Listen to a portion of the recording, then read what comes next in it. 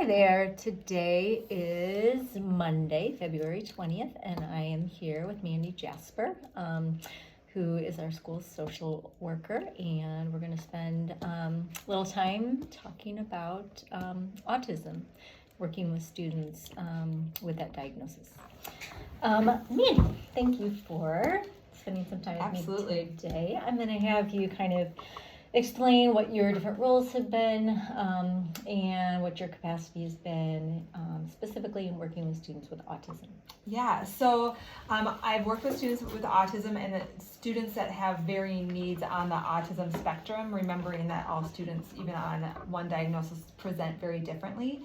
So I've worked for North DuPage Educational Service Co-op by Roselle, and I worked in a class in 3 different classrooms with children with autism, and they were in self-contained classrooms, and their needs varied. One boy was nonverbal, so he had like a communication board, and then other children were verbal, but they all were with a one-to-one aid in that environment. So one was a K through 3 group, so there's probably about 8 kids in that classroom with aids, and then it was like a 3 through 5 band. Almost all of them except one were boys, which was interesting because we know that diagnosis is more prevalent in boys than girls. But I did social skills groups, and sometimes I co-taught or co-led with a speech and language pathologist when we're working on like social pragmatics and reciprocal communication. At our own school, we have kids who've been in general education who've had the autism diagnosis but presented more with Asperger-like tendencies, even though that diagnosis is used differently today. Okay, great. And then currently explain a little bit about your role here at Wheaton Christian. Yeah, so I'm the K through 8 school social worker, and I work with all kids with diagnoses or without, so general ed and with kids with accommodation plans. I think we probably have, I'm trying to even think how many kids we have with that diagnosis right now, maybe 3-ish. And then we've had a couple graduate, and then we've also seen that some students need more support than our school has been able to provide based on our budget limitations. Great. Thanks. What techniques do you use to help students with autism develop social skills? I love using zones of regulation just for them to be able to start identifying their feelings in themselves and others. I also do that by modeling my own emotions. I've also seen this in classrooms that I've worked in where they actually have the teacher and all the students do a check-in at the beginning of the day, and it's been very intentional that the teacher doesn't always put themselves in the green zone, but models to the students that they can also be in different zones throughout the day. Or if a behavior starts escalating, a teacher might say, can you do a zones check, just to be able to have them do a feelings check-in. So I think that's been a really effective curriculum. I also like social thinking curriculum, where we talk about like size of the problem, and we talk about like flexible thinking, and there's things called the unthinkables and thinkables, and being able to help kids start seeing feelings in others and how their behavior can also impact others. But I think a lot of times with kids with autism, they have a harder time reading facial cues, so even teaching them specifically like how do your eyebrows look, or showing them real life pictures is better than like emojis or clip art, because you want them to see what a real human face looks like in different stages of emotions. We know that students with autism often struggle in building relationships, in communicating their needs, their emotions. What have you done, or what strategies have you used to help students build relationships with others as they are seeking to make connections? Yeah, I think the biggest thing with any child is they want to be seen and they want to be known, and figuring out what are their passions. And we know sometimes children with autism can hyper focus on certain activities, so sometimes using that as a connection point, but also not letting it be the only way that you do have connection, because we don't want them just to be hyper focusing on everything all at once. So there's some kids that they love the routine and structure, so providing that consistently with them. I remember there was one boy I was working with, and he loved the game that we always played, and then I always opened the group in the same way. And if I would try to pivot, sometimes that would cause distress, but sometimes you want to lean into like, oh, we can be flexible, but also creating that nurturing environment to be like, oh, this is what he can expect at least at the beginning and the end, to have just some good connection, and figuring out what he enjoys too, and being able to use those even in behavior charts or different resources. If we know that they can really enjoy one activity or an interest, to try to pull that in to really make it specialized and individualized. That's great. How have you been able to involve parents in their child's education? Or have you done any training so that for example, zones or something that you're using here at school is also being implemented at home? Yeah, great question. So when I do groups, I do give curriculum to parents and have common vocabulary so that they can be using the same things at home as we are in school.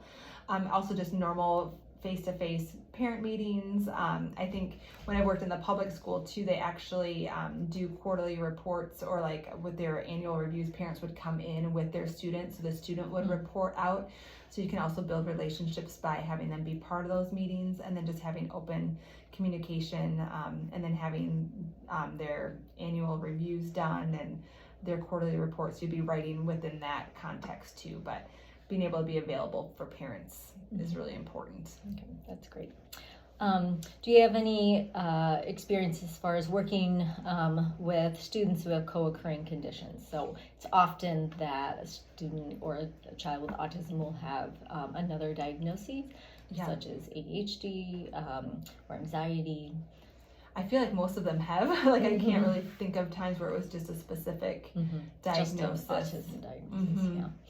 And sometimes I've seen ODD along with autism. It just gets really tricky when you're like, which one are we treating, when and how and where, and what one's the most impactful behavior, and knowing like the spectrum again looks so different for different students. Like, are you talking about like reciprocal communication, or are you talking about like when they're hand flapping, or when they're sensory seeking, or and academically a lot of these kids can be really strong too, so making sure we're tapping into those strengths also. As far as behavior management with students that may have autism, they may struggle. Like you said, we have had some students with ODD or other behaviors that can be disruptive to an entire classroom. How have you helped teachers manage some of those behaviors, or how have you helped students manage their own behavior? Yeah, I try to always teach teachers and even family there's a function behind behavior, and helping them understand what is that function, knowing what is the antecedent, what is the behavior, what is the consequence that follows, and be able to unpack the why behind that. Whether it's a challenge with being frustrated and needing a sensory break, being able to give them a space to be able to calm down. In the ideal world, I'd love every classroom to have a sensory area or a box, or have a movement room that's accessible, or being able to have like weighted blankets, or being able just to provide what their body needs, or head canceling headphones, or dimming lights, or making sure the walls aren't too stimulating. And reality and practicality are two different things. We have lots of things on our wish list, don't we? Yeah, but I think just knowing the significance of different needs is important too. That's great. How can we, as educators, foster an inclusive classroom where all students feel accepted and respected?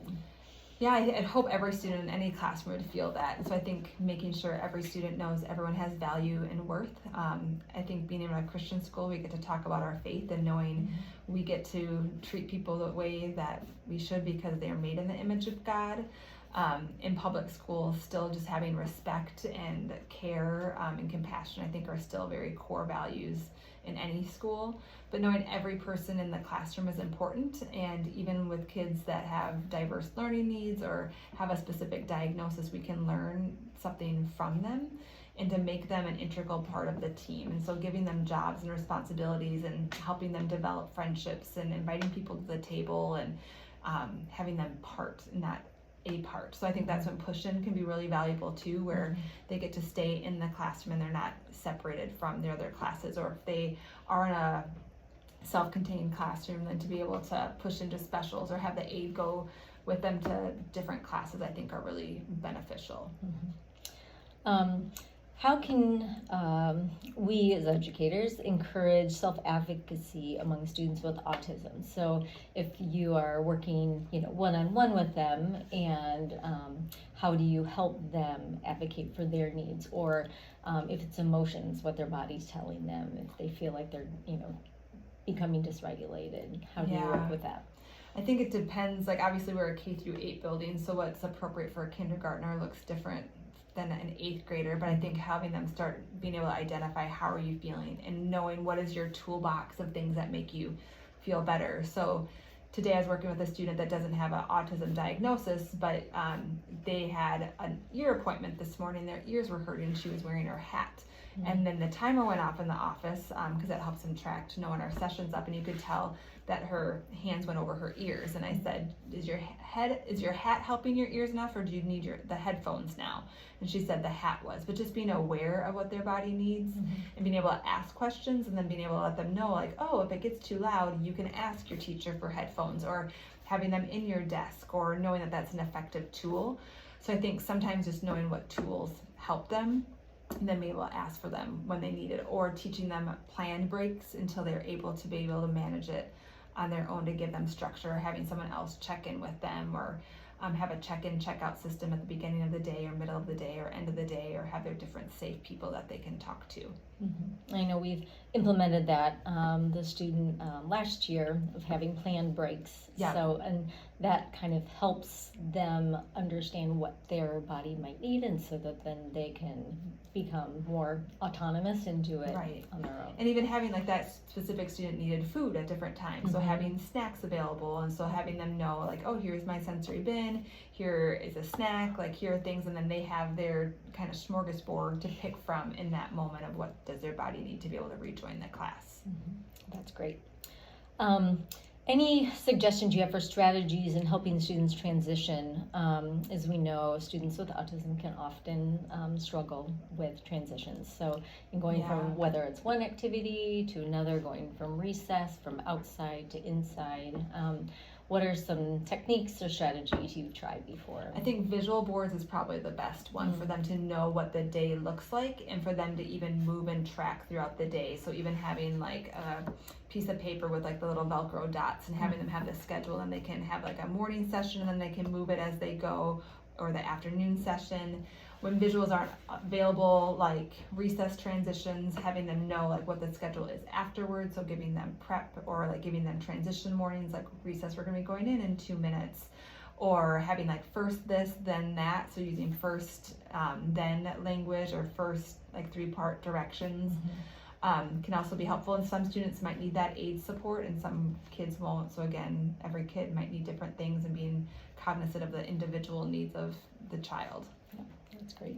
I touched on this just a little bit ago, but we know that students with autism often experience extreme sensitivity to, could be noise, smell, sounds. How can you incorporate sensory activities as you work with students that may have autism?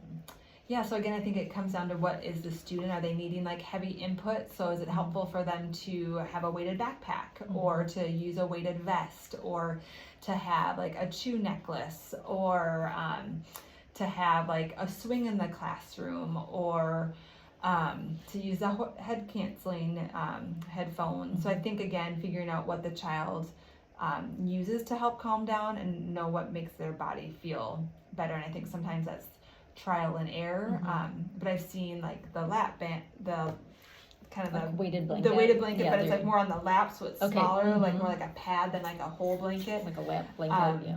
And then I've seen like even the weighted vest being used, or compression vests. So sometimes kids will even wear like more compression t-shirts, or so that's where like parent partnership can be really valuable, and like collaboration with an OT, and knowing like I don't have to know everything, but there's a team of people that come together, whether that's speech and language with reciprocal communication, whether that's an OT with sensory needs, whether that's an outside counselor, knowing what the general education teacher is saying. So if we can all come together and share insights, I think is the most powerful. Yeah, that's great.